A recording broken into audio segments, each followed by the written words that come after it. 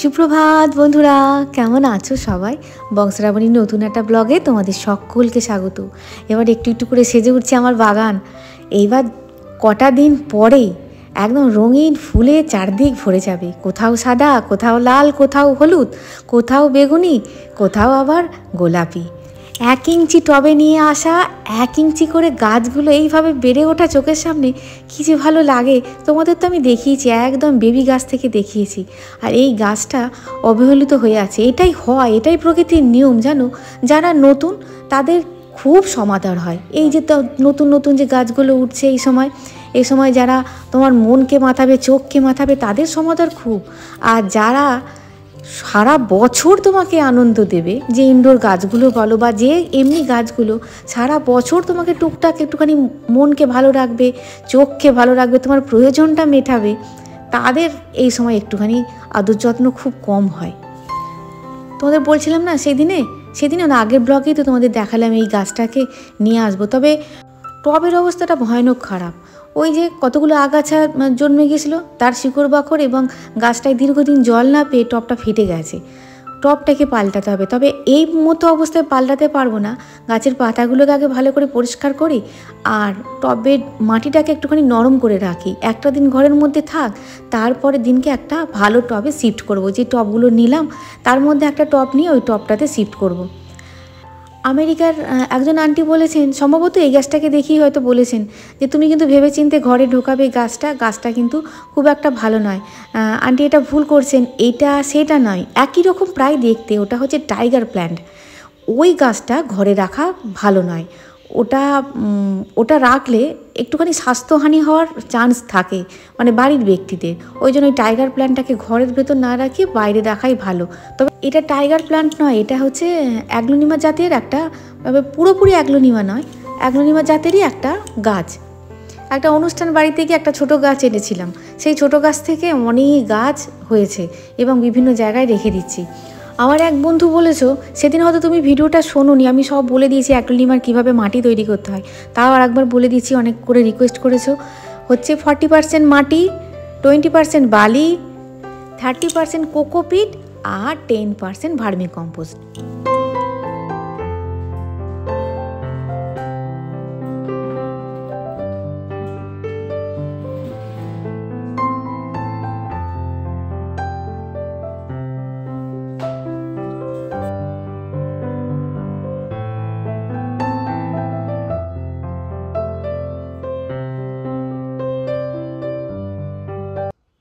আজকে শাকের গাদা, খাবি কোনটা খাবি খা। ফুলকপি, এই বেগুনগুলো ছিল গাছে, সব কটা তুলে নিয়ে এলাম। দেখো এখনো বেগুনগুলো আরেকটু করে বাড়তো, কিন্তু বাড়তে দিলে তো খেয়ে নেবে, বাঁদর আসবে খেয়ে নেবে। এটা প্রভু নিয়ে এসেছে, আর এটা একজন কালকে দিয়ে গেলেন, ওনার মাঠে না কোথায় হয়েছে, কালকে দিয়ে গেলেন। এইটা লাউ শাকটা, লাউটা, এইগুলো এবার নাও, যখন থাকে না একটুও থাকে না। আর এগুলো প্রভু নিয়ে এসেছে এইবার। হ্যাঁ, এই যে সাদা সর্ষে আর কালো সর্ষে খাই বলে বেটে দিয়ে গেছে। কালো সর্ষে আর সাদা সর্ষে, এই যে হলুদ সর্ষে, সাদা সর্ষে বলছি, হলুদ সর্ষে, এতে কালো কালো মেশানো আছে, কালো সর্ষেও আছে। এটা পুরো কালো সর্ষে। একটু ধুয়ে দিতে হবে, ধুয়ে দিয়ে রাখতে হবে, তাহলে কি হয় অনায়াসে ব্যবহার করা যায়। দেখা যাক কতদূর কি করা যায়। সাধের লাউ বানাইলো মোরে বৈরাগী। লাউ দিয়ে কী করবো? লাউ দিয়ে অনেক কিছু হয়, দেখা যাক কি হয়। মাথা ঝিমঝিম করে, না থাকলেও ঝিমঝিম করে, বেশি থাকলেও আবার ঝিমঝিম করে। আজকে আমার হেসেল মাঝপথ থেকে রওনা হচ্ছে, অর্থাৎ তোমার সকালের ব্রেকফাস্ট স্কিপ হয়েছে, ব্রেকফাস্ট হয়নি। তোমাদের বলছি বিস্তারিত পরে। দেখো চন্দনা ইলিশ দুটো ভাজতে দিয়ে দিয়েছি, ওটার হবে ঝাল।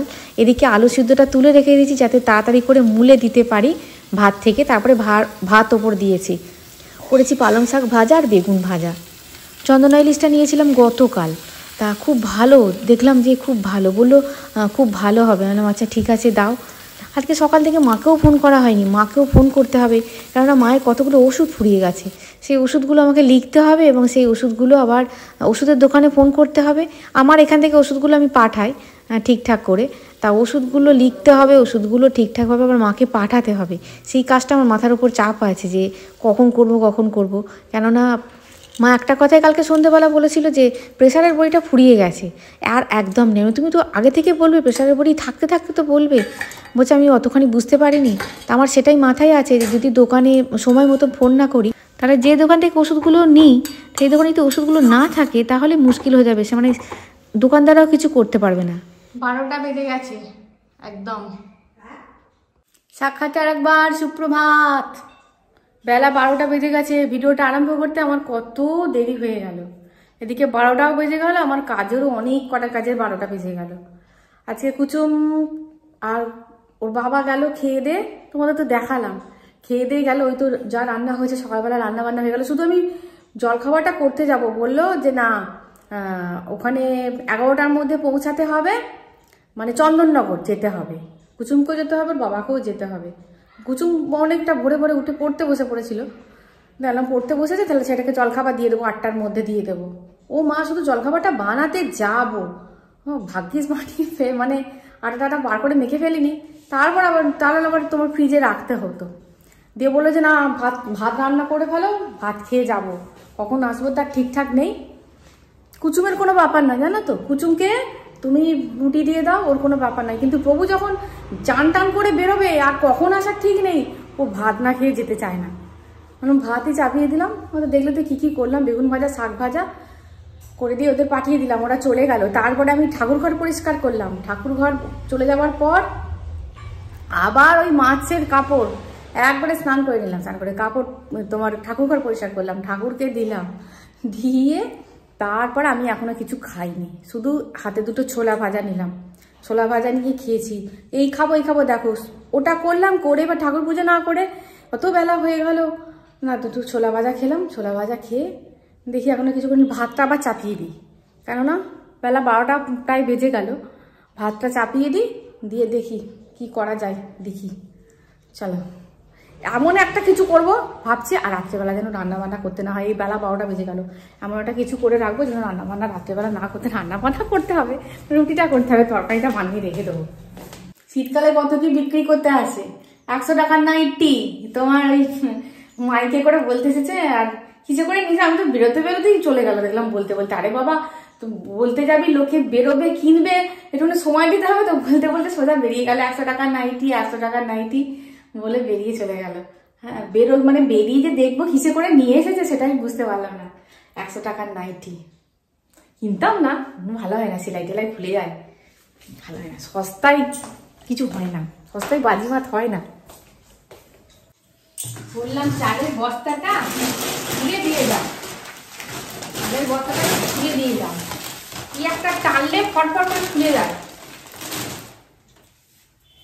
সেটাই বুঝতে পারছি না। এইখানে একটা কি আছে, এটা এরভাবে টানলে ফটফট করে খুলে যায়, কিন্তু পারবো খুলতে পারি না। বললাম খুলে দিয়ে যাও তো, নিয়ে এসে খালাস, দরকার নেই। এরকম করে খেলে তো কেন, এরকম করে খুলতে পারো নি, জানো না এরকম করে খুলতে হয়, কত লেকচার দেবে তখন।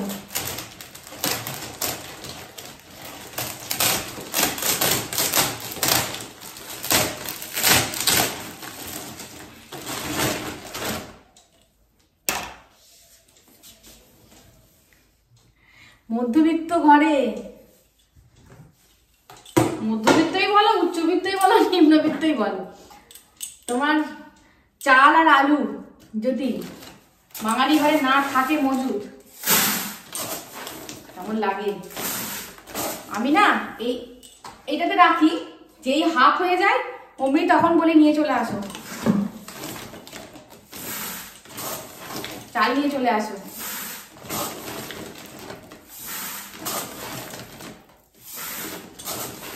জায়গাটা ছোট হয়ে গেল, বড় জায়গা করে পড়ি। এগুলো এই কাজে মূল্য দেয় না। কি করো সারাদিন, কি করো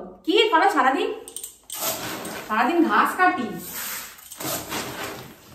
রাত্রিবেলায় সেই ঘাস তোমার বোঝা করে মাথায় চাপায়, দেখতে পাও না কি করো সারাদিন।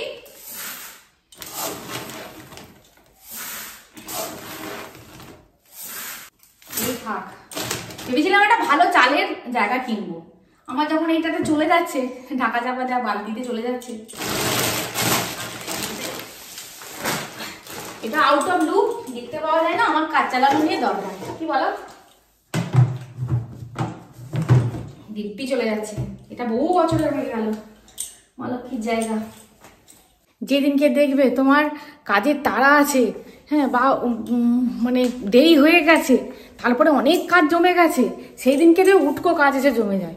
আমাকে ওখান থেকে ফোন করছে, আধার কার্ডের জেরক্স করে পাঠাও, এপিট ওপিট করে আধার কার্ডের জেরক্স করে পাঠাও।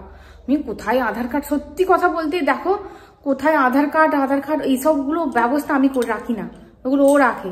সেই খুঁজতে গিয়ে আমার পাগল পাগল অবস্থা, সেই ফোন এরম করে কানে নিয়ে, কোনটা, এটা ওইটা সেইটা, ওই দেখো ডান দিকে, ওই দেখো বাঁ দিকে, ওই দেখো নিচে, এই করতে গিয়ে কতক্ষণ সময় চলে গেল।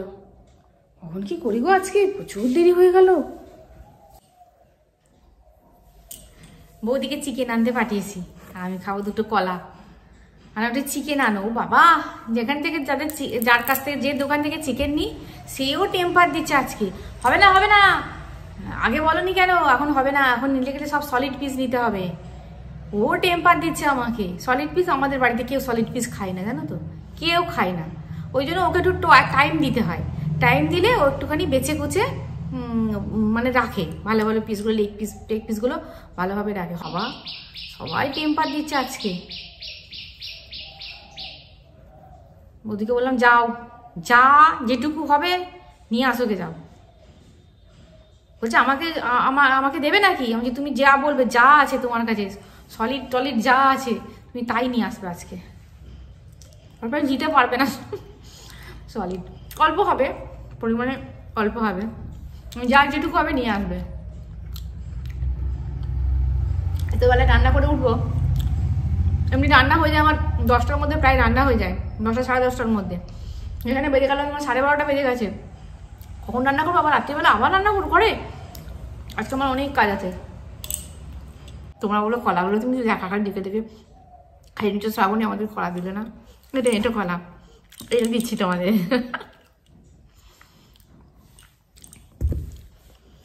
যখন আর থাকে কলা চোখের সামনে কাঁদিতে, তখন খেতে ইচ্ছা করে না, আর যখন থাকে না তখন মনে দুটো কলা খেলে ভালো হতো। টাকা সময় নেই। মাংসটা ভালোই দিয়েছে, কিন্তু মাংসটা ধুয়ে মুছে পরিষ্কার করতে এতক্ষণ লেগে গেল। মাছ মাংস যদি না ধোয়া হয় না, তুমি যতই ভালো করে রান্না করো, এমন একটা আস্তে গন্ধ বেরোয়। নুন হলুদ একটু সর্ষের তেল দিয়ে মেখে রেখে দিই, দেখি একটু লেবু আছে কি, লেবু দিয়ে দেবো। লেবু দিয়ে মাংস রেখে দিলে দেখবে তোমার আস্তে গন্ধটা না, লেবু দিয়ে রেখে দিলে এতখানি লাগে না। ভেবেছিলাম ভালো দেবে না, এই যে এই রকম পিসগুলো আমাদের খায়, মানে দেখেছো মাংসটাতে সলিড পিস নেই বললেই চলে, ও দেবে না তো, ভয় আছে। ভালো ব্যবসাদারা না কাস্টমার চটাতে চায় না খুব একটা, চট করে। ভালো রান্নায় দেখবে বাবা ব্রহ্মার বর থাকে এক একদিন, তুমি খুব তাড়াতাড়ি করে করছো কিন্তু সেই রান্নাটাই ভালো হয়ে যাবে। আর অনেক টাইম নিয়ে বেশ মজা করে রান্নাটা করলে সেইখানে দেবে গলতি, কিছু না কিছু কম বেশি। আজকে খুব তাড়াতাড়ি করছি, খুব। আদা রসুন আর দুটো শুকনো লঙ্কা, আর একটা শুকনো লঙ্কা দিয়ে খেতে ইচ্ছা করেছে, দুটো শুকনো লঙ্কা আর 4টে কাঁচা লঙ্কা দিয়েছি, একটুখানি দিয়ে দিলাম জিরের গুঁড়ো। ধনা গুঁড়োটা নেই, ধনে গুঁড়োটা ফুরিয়ে গেছে, আনতে হবে। ফুরিয়ে গেছে বলতে নেই, বাড়ন্ত। ধনে গুঁড়ো,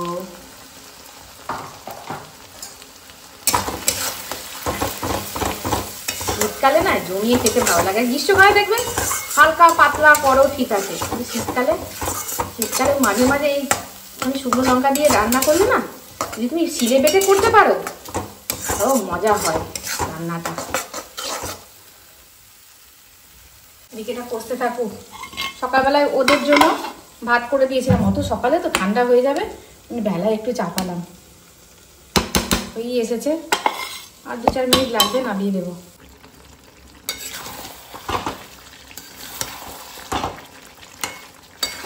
পালং শাক ভাজি, বেগুন ভাজি, বিচি বেগুন বিষ ছাড়া, আর মাংস। খিদে পেয়েছে, খেয়ে নিলাম। আমি ফোন করলাম, তোমরা কোথায়? বললাম আমাদের আর ঘন্টা দেড়েকের কাজ আছে, তো আমরা একটু অল্প টিফিন করেছি, তুমি খেয়ে নাও, আমাদের এখনো ঘন্টা 2 লাগবে যেতে। খিদে পেয়েছিল, কিছু সেরকম খাইনি তো খেয়ে নিলাম। তোমাদেরকে একটা ঘটনা পড়েছিলাম গত বছরে, তোমাদের যারা পুরনো বন্ধু আছো তাদের হয়তো মনে থাকবে। একটা মেয়ে বিষ খেয়েছিল, খুব অত্যাচার করতো স্বামী, মারধর করতো, খেতে দিত না, একটা ছোট্ট বাচ্চা ছিল, তা বিষ খেয়েছিল, তা মারা যায়নি, কিন্তু মানে জীবন দুর্বিষহ করে দিয়েছিল স্বামীটা। মানে তার থেকে মৃত্যু মনে হয় ভালো, মানে এতটাই দুর্বিষহ, এত মারধর করতো, এত অত্যাচার করতো। তারপরে ও চলে যায় ওর পিসির বাড়ি চলে যায়। তারপরে বলে দেখা হয়েছিল, তাই সেই পর্যন্তই দেখা হয়েছে। তারপরে একবার বলেছিল যে ওর বর আবার বিয়ে করেছে, মানে কি বলবো, ওই যার সঙ্গে মানে ছিল, মানে ঘটনার চক্রে যার সঙ্গে যোগাযোগ ছিল তাকেই নাকি বিয়ে করেছে, মানে ওর যে জায়ের বোন সম্পর্কে, জায়ের বোন, যাই হোক বিয়ে করেছে। তা বুঝতেই পারছো কি মানসিক অবস্থা। তা পিসির বাড়িতে বলো, আমি এখনো পিসির বাড়িতে আছি দিদি, আমি ফ্যাক্টরিতে কাজে ঢুকেছি, এখন দুবেলা দুমুঠো অন্তত খেতে পাচ্ছি, এই পর্যন্ত আমি শুনেছিলাম। কিছুদিন আগে আমার সঙ্গে দেখা হয়েছিল, 4 দিন আগে। তা অটোয় বসে আছে, আমিও উঠে বসলাম। আমি প্রথমে চিনতে পারিনি জানো, কেননা সেই যে একটা দেখেছিলাম তাকে, জরাজীর্ণ তার চেহারা, যেন কেমন, সত্যি যে খেতে পেতো না, এটা তার চেহারা দেখলেই বোঝা যেত যে মানসিক শান্তি নেই, খেতে পেতো না। আমি না মুখের দিকে ভালো করে তাকাইও নি, আর তাকানোর পর যখন বললো দিদি ভালো আছো, আমি তখন মুখের দিকে তাকিয়ে মেলাতেই পারছি না, ওই মেয়েটা এই মেয়েটা, হ্যাঁ দিদি ভালো আছো, হ্যাঁ। তখন বলছে, মানে ভাবতেই পারবে না যে সত্যি বেশ সুন্দর, দেখতে শুনতে সুন্দর হয়ে গেছে, ফর্সা হয়ে গেছে, দেখতে বেশ ভালো হয়ে গেছে, এবং দুবেলা দুটো খেয়ে পড়ে যে শান্তিতে আছে এটা তাকে দেখে বোঝা যাচ্ছে, মানে ফুটে উঠছে। যাই হোক, আমি ভালো আছিস? বলে হ্যাঁ দিদি আমি খুব ভালো আছি, এখন খুব ভালো আছি। আমি যাকগে, সেই প্রবলেমগুলো আর নেই তো, সমস্যা মিটে গেছে সব? বলছে না না, ওর একবার খুব শরীর খারাপ হয়েছিল, আমাকে যেতে বলেছিল গ্রামের লোকেদের, মানে ওর প্রাক্তন স্বামীর কথা বলছে, যেতে বলেছিল, আমি যাইনি। আমি কেন যাসনি কেন? একবার কি দেখা করতে পারতিস যখন খুব শরীর খারাপ হয়েছিল? বলছে না দিদি আমি আর যাইনি। ওই দিদি জানো তো, যার সঙ্গে বিয়ে হয়েছিল সেও আর কাছে থাকে না। আমি যা, হ্যাঁ বলছে। আমি তাহলে এখন কি করিস তুই?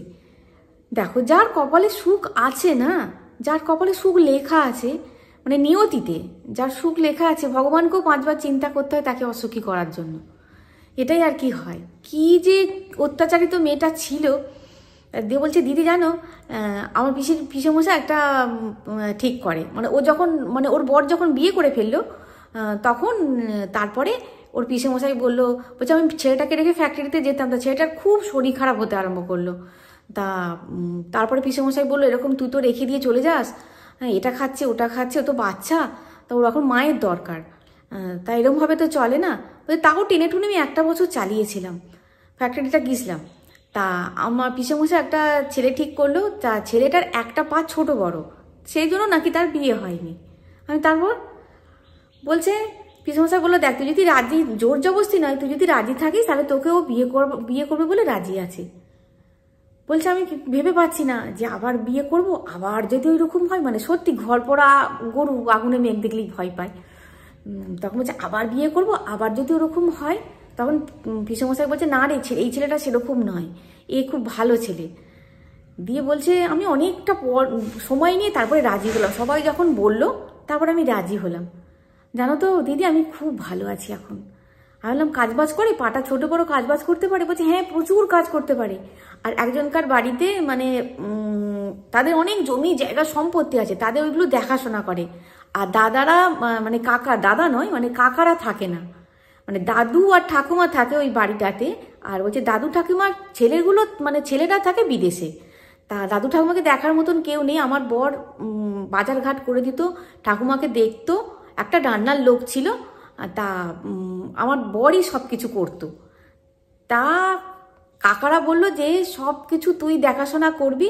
দিয়ে কাকারা এসেছিল জানো, এবছর পুজোর সময় এসেছিল, এসে 2 বিঘে জমি আমার বরের নামে লিখে দিয়েছে। আর আমার বরের বাবা, মানে আমার শ্বশুরের 2 বিঘে জমি ছিল। দিদি আমি এখন খুব ভালো আছি। আর দেখো লিখে দিল, আর মানে ঠাকুরও বিসর্জন হলো, কোজাগরি লক্ষ্মী পুজোর পরের দিনে দাদু মারা গেল। আর দিয়ে হাতটা তুলে দেখাচ্ছে, দেখো আমাকে পলা বাঁধানো দিয়েছে ঠাকুমা। আর দেখো মারা গেল, আবার কাজের যে রান্নার বউটা তারও শরীর খারাপ হয়েছিল খুব। বলছে আমি এখন ওদের বাড়ি রান্না করি জানো, আর কাকারা আমাকে মোটা টাকা মানে মাইনে দেয়, মানে যারা বিদেশে থাকে তারা খুব ভালো, কাকারা ভীষণ ভালো, মোটা টাকা মাইনে দেয়। আমার বরেরও কোনো, বলছে তোরা শুধু আমার মা বাবাকে দেখবি, দেখে আমার মা বাবার যেন কোনো অযত্ন না হয়, অত বড় বাড়িটা দেখে শুনে রাখবি। আর জানো দিদি আমরা একটা ঘর করেছি, বেশ মজবুত ঘর করেছি। মানে আমি দেখে সত্যি খালি ভাবছি, হ্যাঁ, যে সত্যি মেয়েটার কপালে সুখ ছিল, এটা ছিলই। হ্যাঁ, সেই মানে কি বলবো, সেই সময় তো হবো ভগবান ওই জন্য না, কি বলবো, অধৈর্য হতে নেই কোনো সময়টা না, অধৈর্য হতে নেই। অধৈর্য হয়ে গেলে আমরা বড় অধৈর্য হয়ে যাই। আমার নিজের কথাও বলছি, আমরা সবাই একটু বড় অধৈর্য হয়ে যাই। হ্যাঁ, ভগবান দিয়েও দেখে, না দিয়েও দেখে যে কি করে, ধৈর্য কত দূর আছে। দেখো অনেক দিন মানে অসুখী করে রাখলো, একটা টাইম ভগবান তাকে সুখী করে, ঠিক একটা টাইম তাকে সুখী করবেই। সেই সুখটা কতখানি থাকবে না থাকবে সেটা একদম তার কর্মফলের উপর নির্ভর করে, কিন্তু সুখী ভগবান একটা টাইম না একটা টাইম করে, সারা জীবন মানুষকে দুঃখে রাখে না। আমার দেখে কি যে ভালো লাগলো, আমার একবার খুব তোমার বাড়িতে যাওয়ার ইচ্ছা আছে। আমি যে আসবি, যদি আসে তোমাদের সঙ্গে অবশ্যই আমি দেখাবো মেয়েটাকে। বলেছে হ্যাঁ যাবো দিদি তোমার বাড়ি একদিন। বলবো ভাবছি, আর আগের ভিডিওগুলো তো লেন্দি হয়ে যাচ্ছিলো কাজকর্ম শেয়ার করতে গিয়ে। ভিডিওটা এই পর্যন্তই, দেখা হচ্ছে নেক্সট ভিডিও। খুব খুব খুব ভালো থাকবে, খুব সুস্থ থাকবে, বন্ধুরা টাটা।